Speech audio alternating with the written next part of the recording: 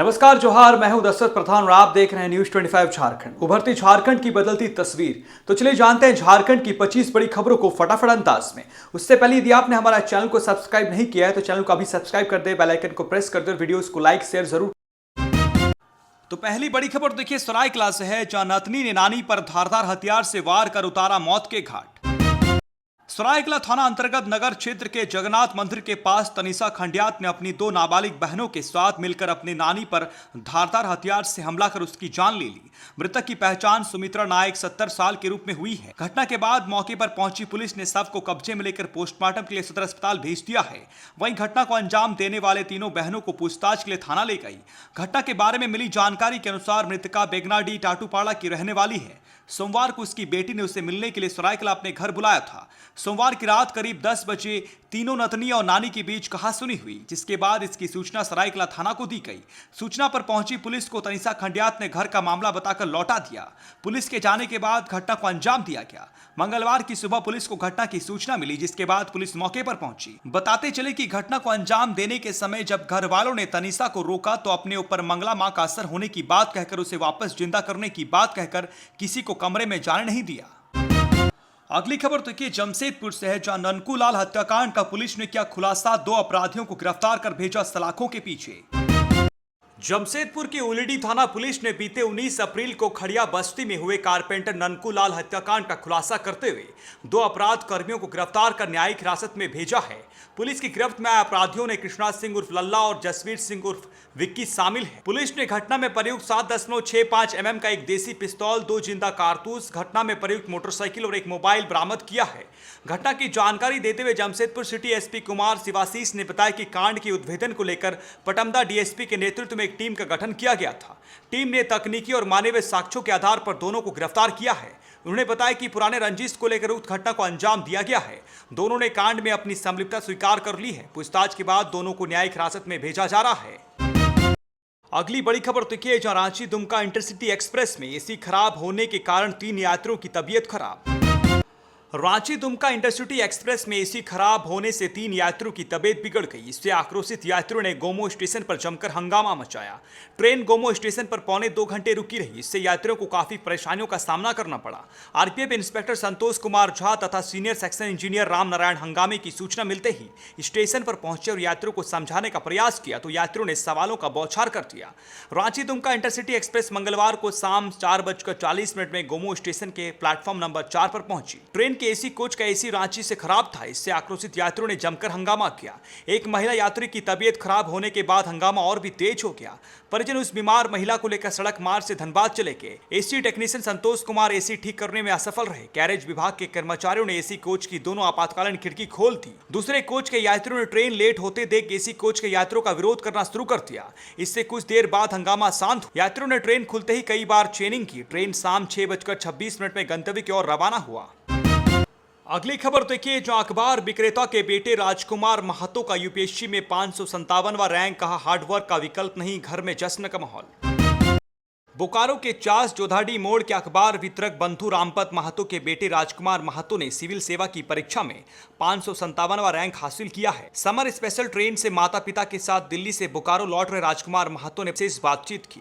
कहा कि हार्डवर्क का कोई विकल्प नहीं है। राजकुमार ने अपनी सफलता का श्रेय अपने माता पिता को दिया है।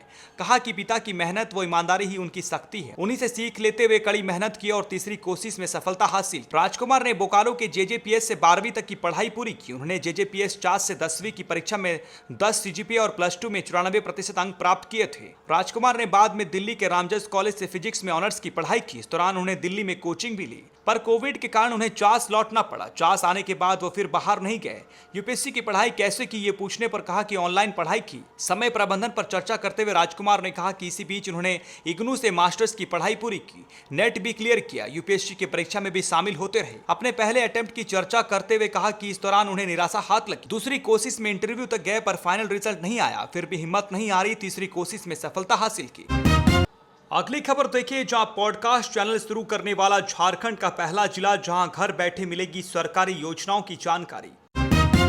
पाकुड़ समाहरणालय के प्रथम तल पर नवनिर्मित आधुनिक अबुआ संवाद कक्ष का मंगलवार को उपायुक्त मनोज कुमार और पुलिस अधीक्षक प्रभात कुमार एवं उप विकास आयुक्त महेश कुमार संथाले ने उद्घाटन किया। संवाद को लेकर ऐसे यूनिक पॉडकास्ट की व्यवस्था झारखंड में पहली बार पाकुड़ जिले में की गई है।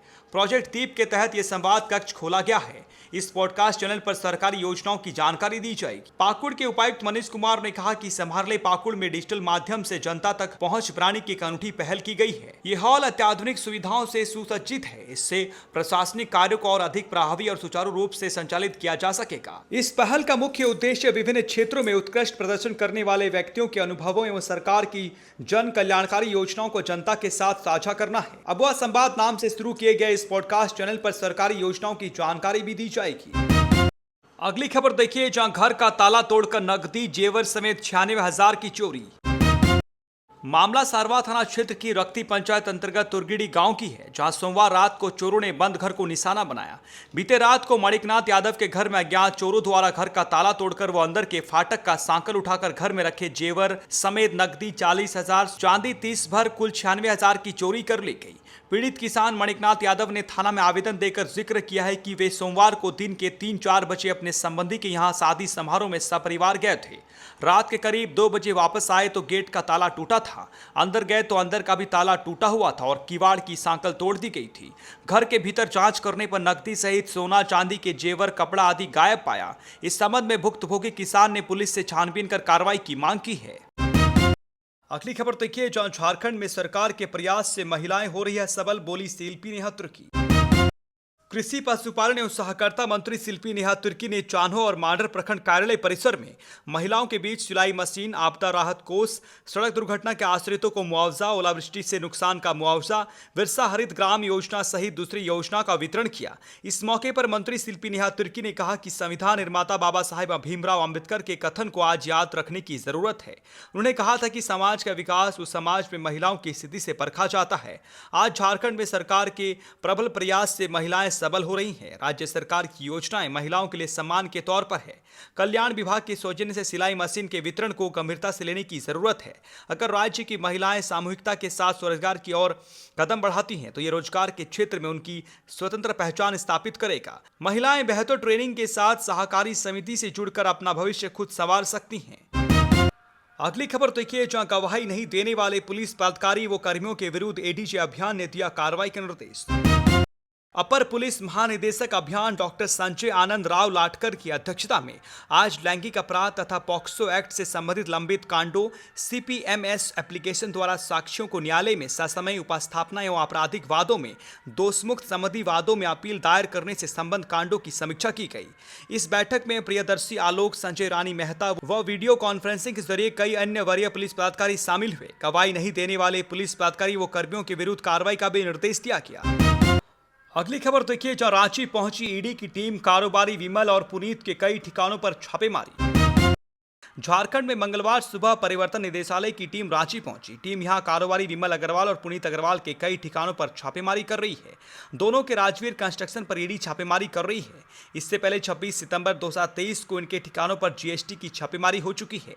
ये सभी बाबा बैद्यनाथ मेडिकल ट्रस्ट से जुड़े हुए हैं। पुनीत अग्रवाल के हरिओम टावर के फ्लैट संख्या 604 और कार्यालय में ईडी कार्रवाई कर रही है। बताया जा रहा है कि मनी लॉन्ड्रिंग से जुड़े मामले में यह कार्रवाई की जा रही है। ईडी झारखंड और बिहार में कई स्थानों पर छापेमारी कर रही है। अधिकारियों ने बताया कि बोकारो वन भूमि घोटाले से जुड़े मनी लॉन्ड्रिंग की जांच के तहत यह छापेमारी की जा रही है। उन्होंने बताया कि दोनों पड़ोसी राज्य में करीब 16 स्थानों पर छापेमारी की जा रही है। अधिकारियों ने बताया कि कथित वन भूमि घोटाले में बोकारो के मौजा तेतुलिया में 103 एकड़ संरक्षित वन भूमि का धोखेधड़ी से अधिग्रहण और अवैध बिक्री शामिल है।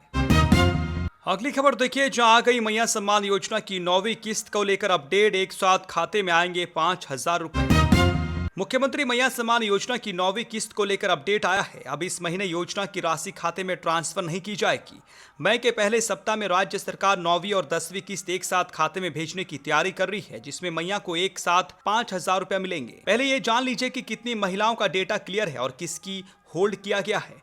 बताते चले कि करीब 53 लाख बेटी बहनों का योजनाओं की राशि डीबीटी से माध्यम से भेजा जा रहा है। इसके अलावा करीब 3 लाख लाभुकों का डेटा होल्ड किया गया है। इस बीच मुख्यमंत्री हेमंत सोरेन ने अधिकारियों को आदेश दिया है कि जो डेटा होल्ड पर है उसकी त्रुटियों को जल्द सुधारा जाए, जिससे उनके खातों में पैसे पहुंचने लगे। सीएम के आदेश के बाद अधिकारी रेस हो गए हैं। इस बीच 9वीं किस्त का इंतजार कर रहे लाभार्थियों इंतजार में है कि पैसे कब आएगा। झारखंड के मुख्यमंत्री हेमंत सोरेन विदेश दौरे पर हैं और उनके साथ वरीय अधिकारियों की टीम भी मौजूद है, जिससे कारण अब तक 9वीं किस्त नहीं भेजी जा सकी है। मान के चला जा रहा है कि अब 9वीं और 10वीं किस्त एक साथ मैया योजना के लाभुकों के खाते में जाएगी। झारखंड की बड़ी खबरों की इस खास बुलेटिन से जुड़े रहने के लिए धन्यवाद। न्यूज़ 25 झारखंड चैनल को अभी सब्सक्राइब करें, वीडियोस को लाइक शेयर जरूर करें।